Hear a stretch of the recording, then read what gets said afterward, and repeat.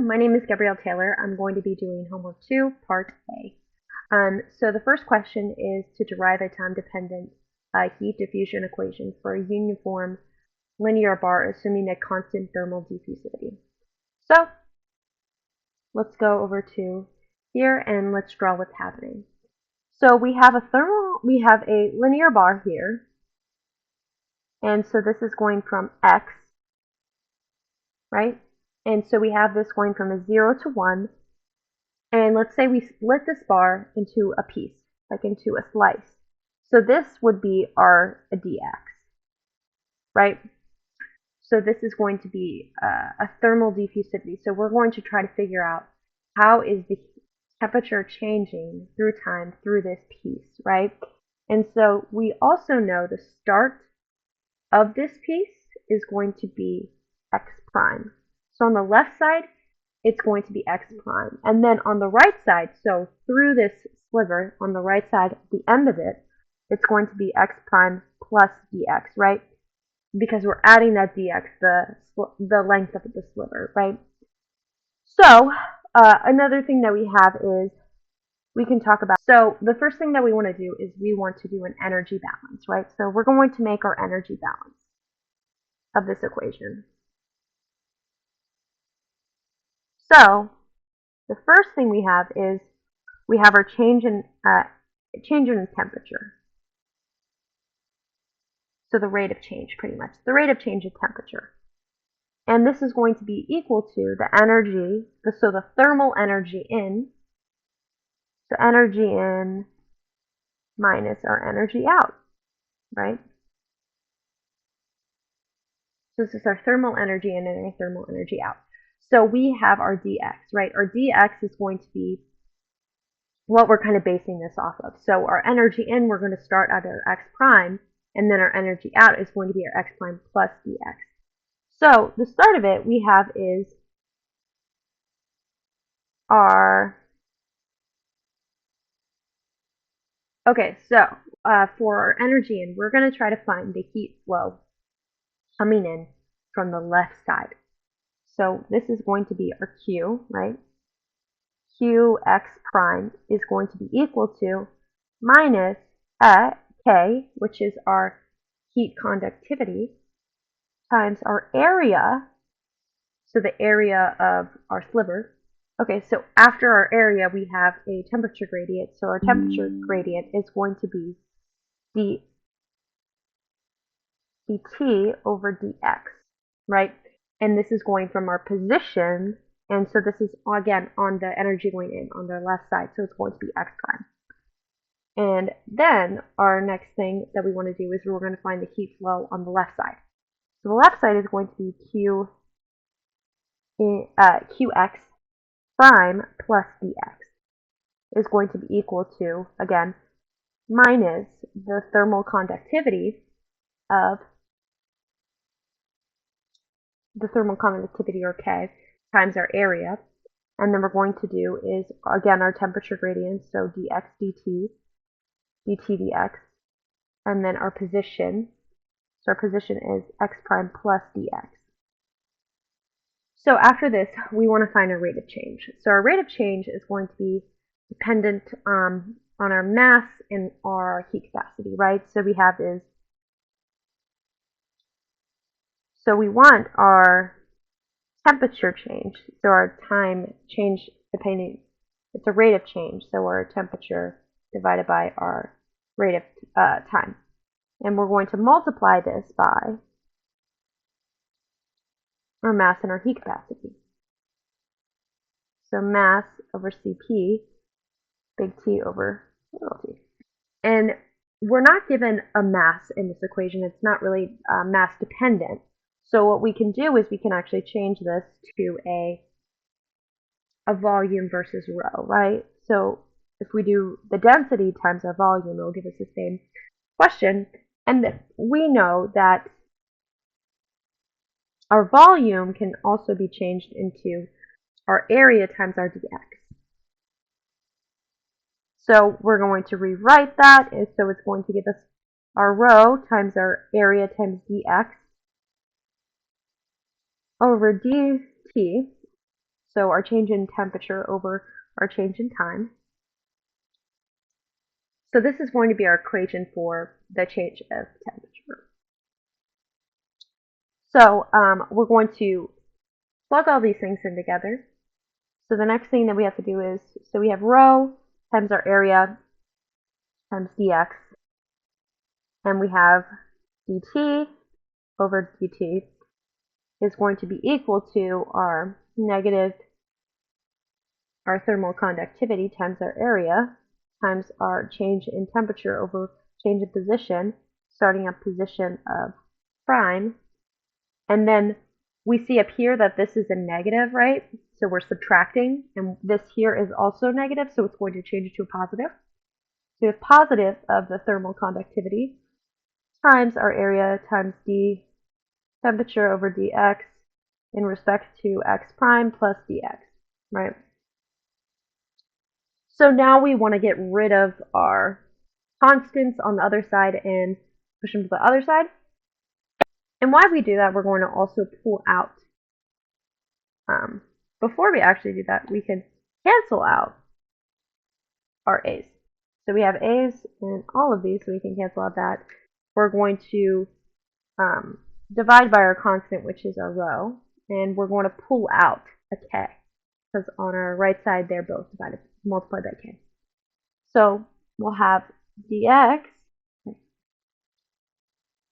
so we'll have dx times the change in temperature over the change in time is equal to, and we're going to have k, and it's going to be over rho times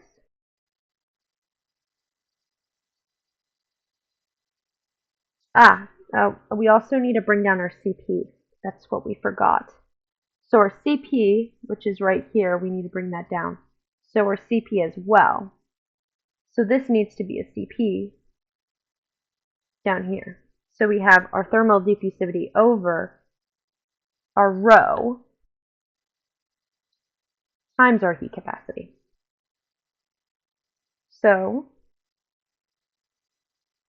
okay, after that, we'll have is, we have a minus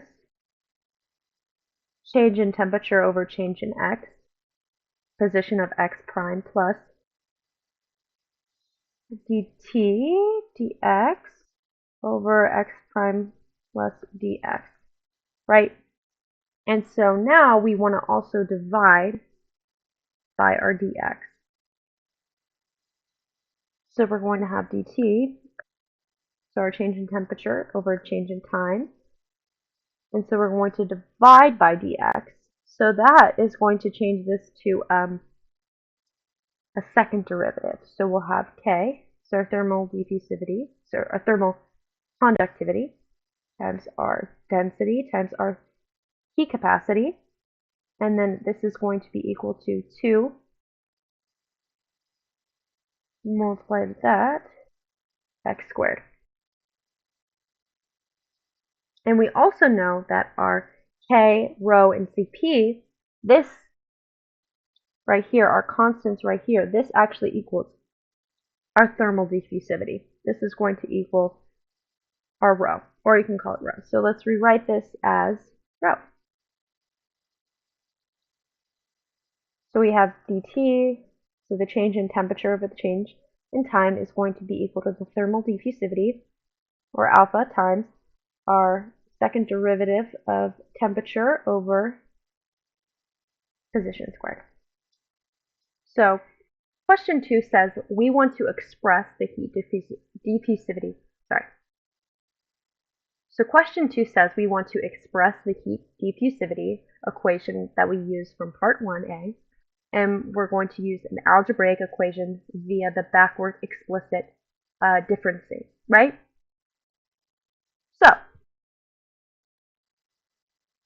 So let's say we have a bar again, right? So our linear bar again, and this is split up into multiple pieces. So many slices, multiple slices, and the slices are j, right?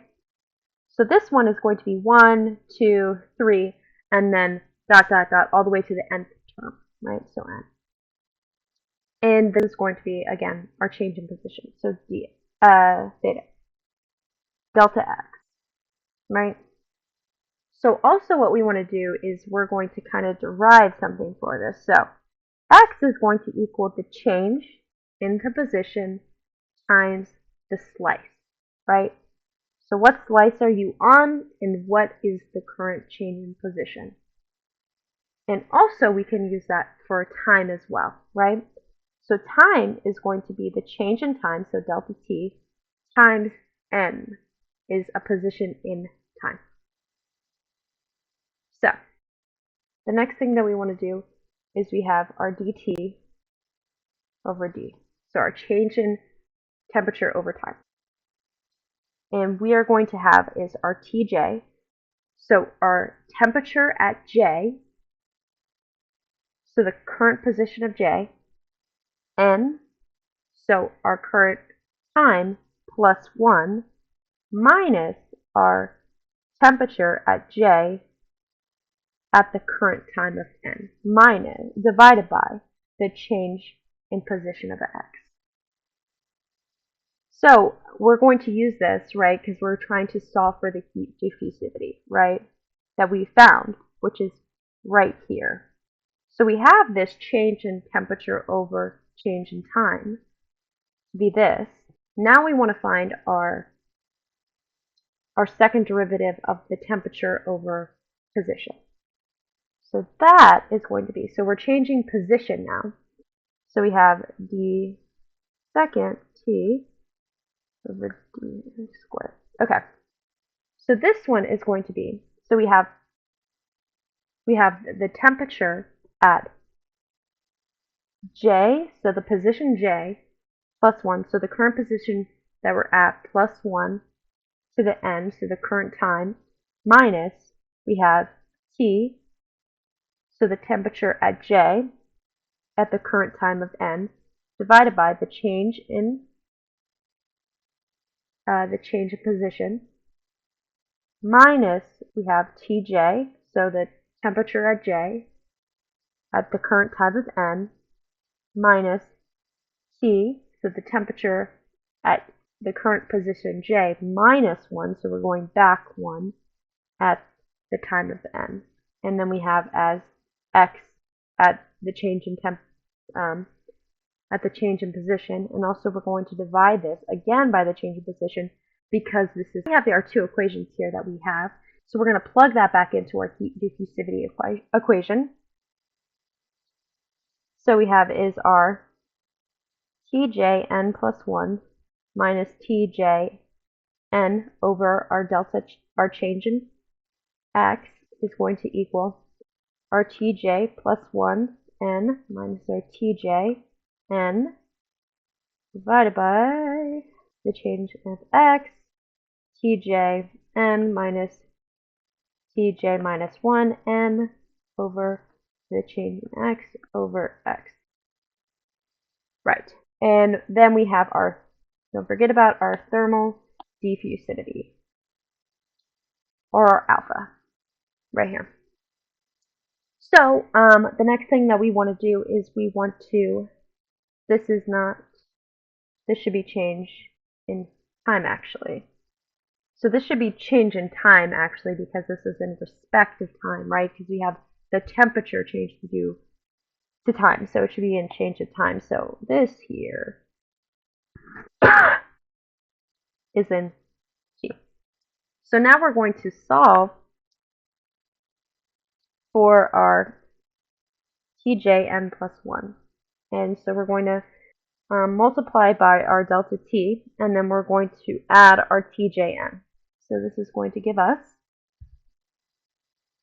our Tjn plus 1 is going to equal our thermal diffusivity. It's actually going to our Tjn plus the thermal diffusivity times our delta T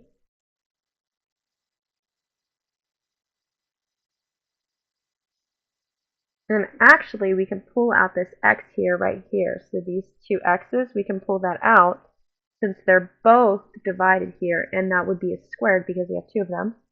So change in x squared. And so then we have our tj plus 1n. And so then we have here, this term and this term are the same, so we're going to add them together. They're both subtracting, so it's 2, so tjn. And then this is negative here, and then this is negative, so that's going to make it a positive. So positive tj minus 1n here.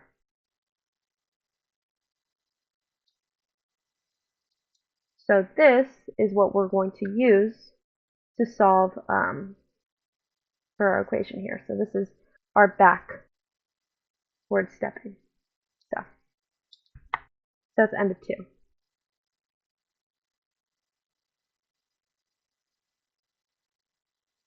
Sorry. And to go back, actually, so this constant here, right? So this, I'm going to save this and do the next page on this. Here, copy.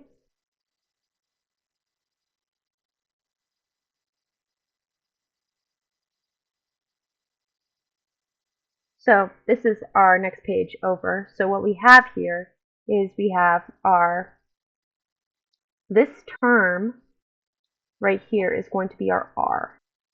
And so we'll use this when we code. So this is the equation we're going to use for our part 3. So what does our part 3 say? So our part 3 says we're going to simulate a time-dependent response of a uniform bar initially at 20 degrees Celsius. After it ends, the ends are raised to maintain at 50 and 80 degrees Celsius respectively. We're going to discretize the bar into 100 sections and then show the simulated result for r, which is the constant that we just made for our heat fusivity equation. So we're going to do 0.5, and then we're going to do 0.51. And so we'll code that. First thing that we want to do is we're going to import NumPy as NP.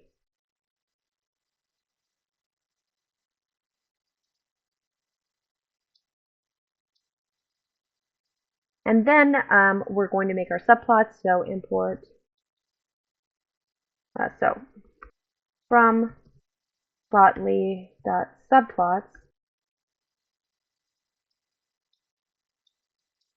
we're going to import, spell plotly with a YL, subplots, we're going to import make underscore subplots. Shift enter. I think that's how you spell it.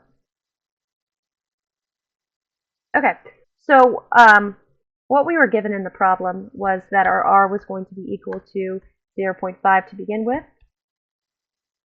And then the next thing that we have is our bar is going to be discretized into 100 sections. So our n is going to equal 100. And we want to fill, so n is going to be np.full, right? So this is going to start off our array with having n, so 100 sections, and it's going to be filled with 20, right? Because we're going to start our temperature at time 0 to be 20 degrees Celsius. Next, we want to do np.arrange our n.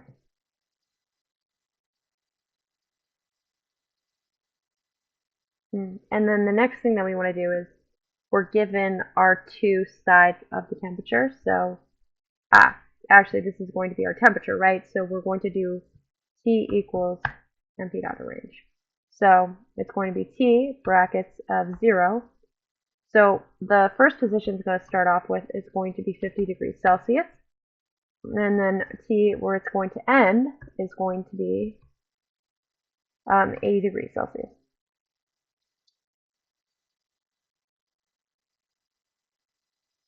So after that, we have is we want to make our plots. So, okay, so things to fix here is actually this is T, this is position, right? No, position. So this is position, and so we want to do is make our subplots. So fig equals make underscore subplots. So we have our position, and so now let's do fig dot add scatter. So we want to do our first iteration, so when it's all 20, right? So we're going to do is x is going to be equal to our position. Our y is going to be equal to our t, so our temperature that we have here, this is full. And then our name is going to be the function um, 0. Okay. And so after that, so after we have that first iteration of this, oh, and then I want to do this as lines. So let's do mode. Mode equals lines.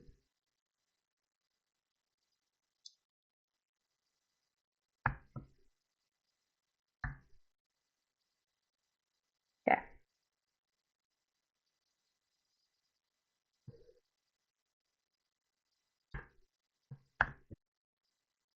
Okay. Next, what we want to do is, so for the rest of our problem, we want to do if I, so if I in range,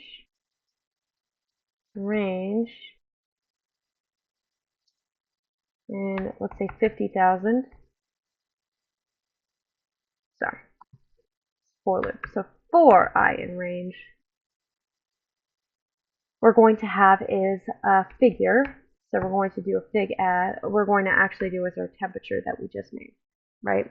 So our temperature of that we calculated. So I'm going to pull it up on my iPad. Okay, so our T is going to equal T semicolon. So it's going to start on the, it's going to miss the first iteration and then end on the last iteration. So it's tj n plus 1 equals, and then we have our tjn, so it's going to do the same thing where it's going to do t bracket 1 semicolon minus 1, and then plus, we're going to do our r, which we already initialized, and then we're going to multiply it. Now we have inside of parentheses, we have tj plus 1n. So this is going to start, so this is going to start on the second iteration and end on the last iteration. Oh, this one starts on the first iteration but doesn't end on the last iteration. This one does. And then we're going to subtract this to times, and then we're going to have our t semicolon of 1, 1 semicolon negative 1, and then we're going to add this to is t bracket of, we're going to start on the first one and not end on the last one, so negative 2 on the end. So then we want to do an if statement. So this is going to run for every, this is going to run 500,000 times, sorry, 50,000 times, so it's going to be from, so we don't want it to run that many times, so we're going to do I, and then parentheses. So let's run it every 1,000 times. 0. We're going to then add our scatter plot as well. So, oh.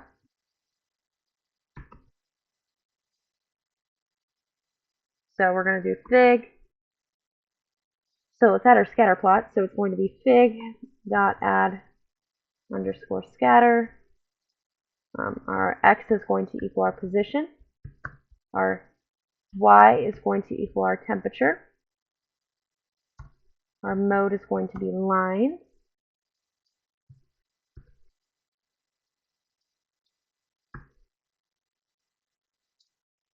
And then we have our name of our function. So equals f.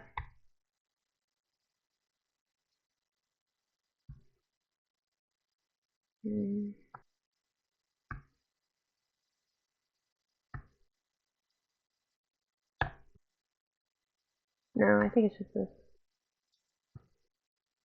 Okay.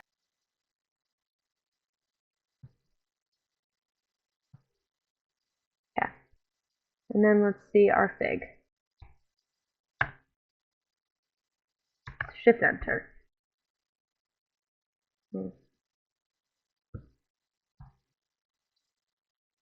Shift enter. Let's see what it does.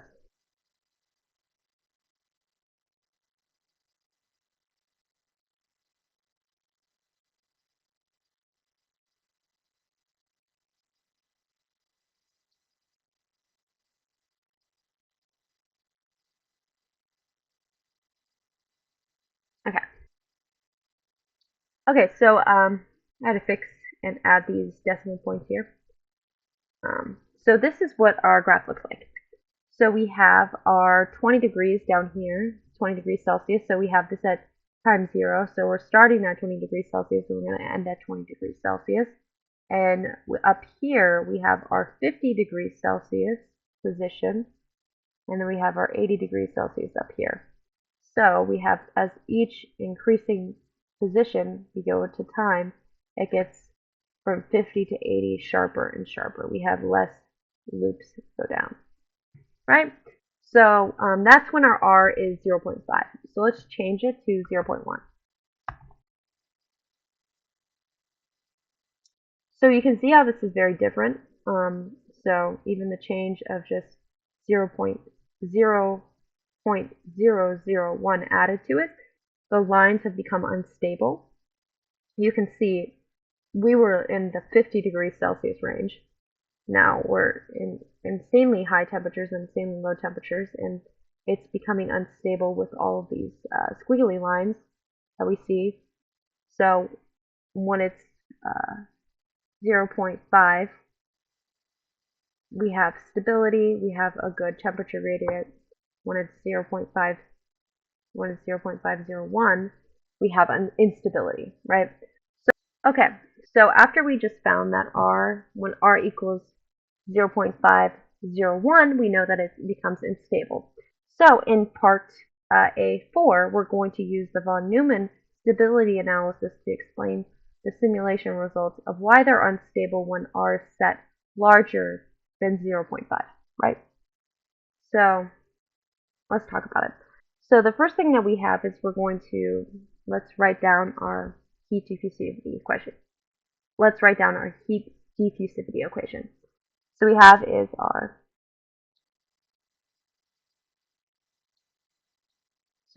change in temperature over our change in time is going to be equal to the thermal diffusivity. Then we have our second derivative of our change in temperature over our change in position of that. Okay.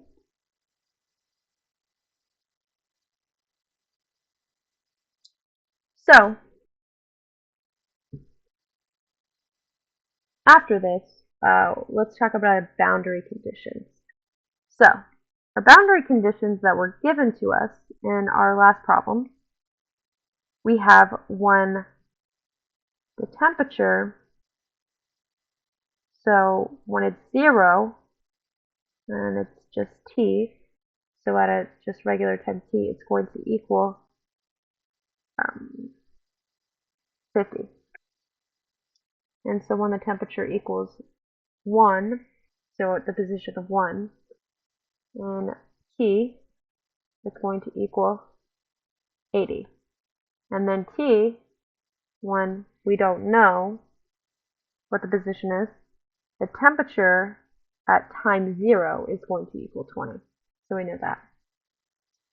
So we're going to use an equation called the Tx is going to equal to the exponential of the thermal diffusivity times our K, thermal conductivity, of T. Okay, so we're going to use the equation Tk, and we're going to use as the exponential, as an exponential times our negative thermal diffusivity times our thermal conductivity, or K, squared times our T, and then we're doing the exponent of I, let me move this down, of IKX, right? So the next thing that we want to do with this is we want to derive this. So let's take the derivative of this, and we're going to move this side to the other side as well when we do that. So we're going to have the negative thermal diffusivity, or alpha, times our KT, sorry, our K squared, times our TK is going to be equal to our thermal diffusivity times our dx, and then we're going to pull this down here, so it's going to be IKX, right? So that's going to be the first derivative of it. Now we're going to take the second derivative of this, second derivative of that, right? So we're going to take the second derivative of this. So this is going to be negative of the thermal diffusivity, and this is going to give us K to the third, TK to the third,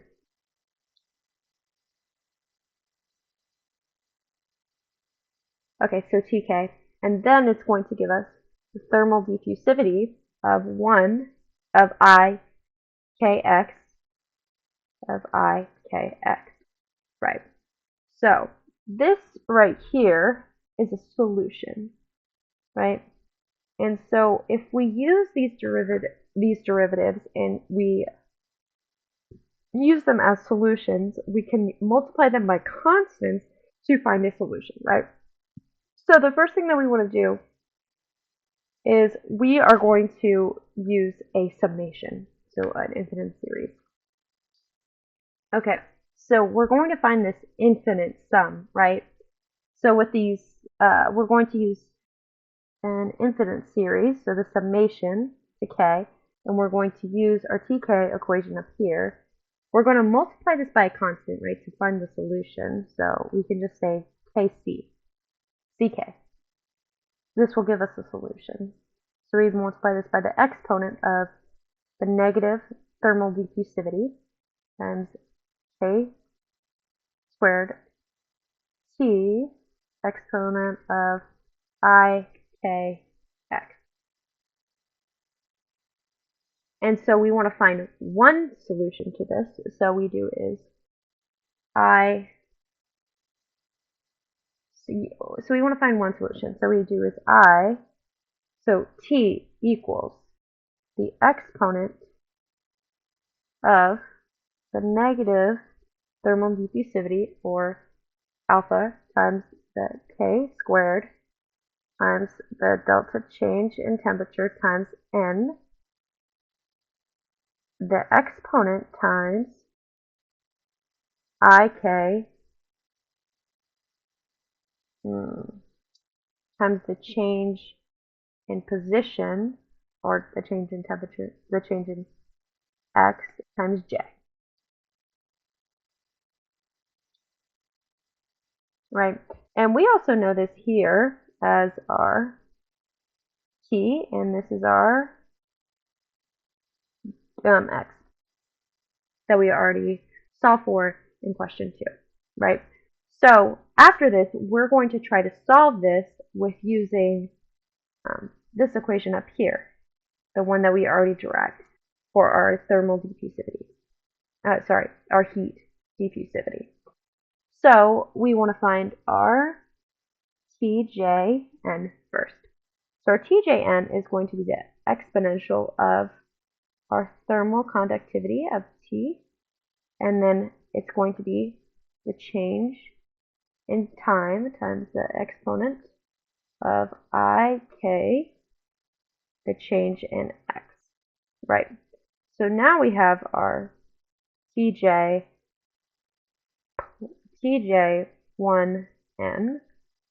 Tj plus 1n, and we're going to solve for that. And so that is going to give us the exponential of I, k, x, the change in x. The change in x times our Tj, right? Because we're going to be multiplying it by that. So we'll just remember this equation here because we're going to plug that in soon. Next page, so we have our Tj, that was our plus 1, so we're going to do our minus 1. So our minus 1 of n, so that's going to be equal to e to the negative I, k, change in x, times the temperature of Jm, right? So we're going to substitute this into this equation here. So I'm going to copy this, and then we're going to plug it in. Copy.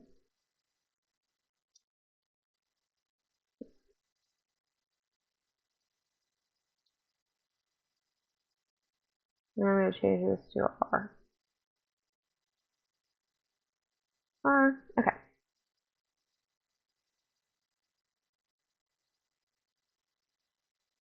So the first thing that we know is, so this is just Tj n plus 1, and we know this is just Tjn, and we have our R, right? So our Tj plus 1 is going to be E, I, k, change in x, times Tjn minus 2 Tjn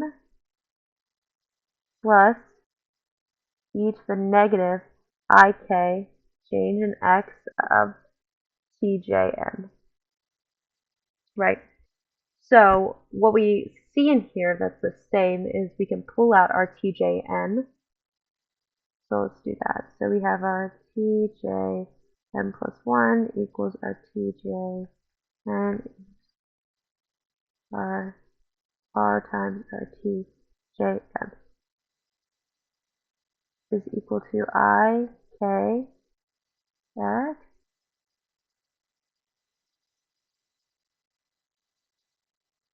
change in x, minus the 2, plus I, k, change in x, right? Also, something that we have previous known is that e to the I, k,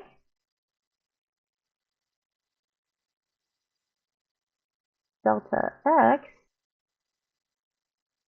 plus e to the negative Ik, k, delta x is going to be equal to cosine, right? Cosine x delta, right? So we can actually plug this in for it. So now we have Tj n plus 1 is equal to Tjn plus R times Tjn. Then you have 2 cosine of k, change in x, minus 2. So we're going to want to solve for this, and what we want to do is take we want to take the absolute value of it.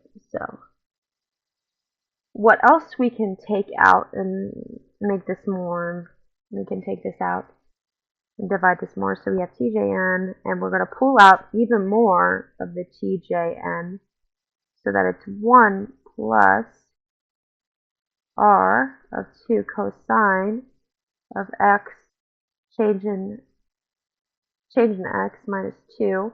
We can also take out a 2 from that, so then we have j plus 1 equals tjn, and we have 1 plus 2r, and then we have the cosine of k, the delta change of x, minus 1, right? So now we're going to take the absolute value of this here. So we have absolute value of 1 plus r, 2r of the cosine of kx minus 1. Take the absolute value of this, and it's going to be greater than or equal to 1, negative 1, greater than or equal to 1. We can take out this side here. We want to just find one value of this. Other value is going to be infinite. We want to find the constraint. So the thing that we can do, I want to make sure that this here is in parentheses so that we don't confuse it. So when we subtract over this 1, so it's going to be negative 2. It's negative 2 less than or equal to 2r over cosine of k, the change in x, minus 1. Then we want to divide by r2, so that gives us 1 over here. And then we have r1, so we have a cosine of k x minus 1 here times our r. So that's times our r here. Forgot that. So this is going to change here to a 2. So we're going to have a negative 2. So this is going to give us a 1 greater than or less than. 1 is less than or greater or equal to 2r, right? So then we're going to divide by negative 2. That's going to flip the sign, right? So then we have 1 over 2, flipping the sign to r. So this tells us we have r is less than or greater to 1/2, right? So this is telling us that our stability is not going to be anything that's greater than 1/2 is going to be unstable with the von Neumann stability equation. So that is why when we did our simulation that 0.501 was had instability. This doesn't. So that is the end of part A.